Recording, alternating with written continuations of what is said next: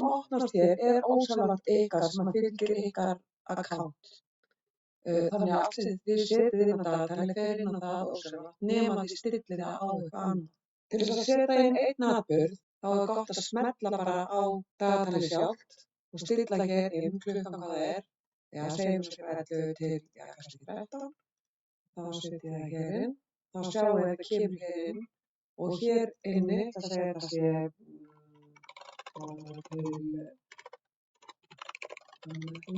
kannski, eða bara á æfingu eða hvað það sem þið eru að gera og síðan lítum við hér á lista. Og þá sjáum við að þessi viðburður kemur bara inn á milli 11 og 13 á þessum degi sem þið eru að gera. Segjum að þið væri að setja inn fótboltaæfingar ykkar eða einhverja íþróttaæfingar eða spilatíma eða hvað annað sem þið eru að gera, þá getum við gert það svipaðan hátt. Segjum að við værum alltaf klukkan 2 á mánudögum og fimmtudögum værum við í fótbolta. Þá myndi ég fara hér inn, fótbolti, og setja bara 2 og það segjum að sé til 15:30, sé 1,5 tími æfingi og þá setja ég inn. En svo vil ég að þetta komi líka á fimmtudögum. Þið þurfum ekki að setja það sérstaklega inn, heldur getið látið þetta endurtaka.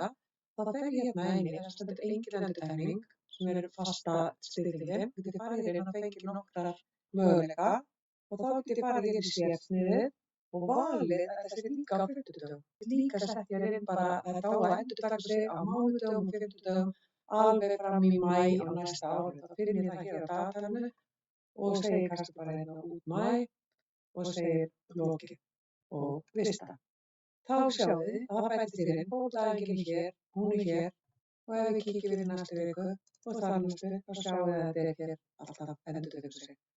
Og ef við fer alla leið fram í maí þá þetta þar líka en hættir eftir síðustu vikuna í maí.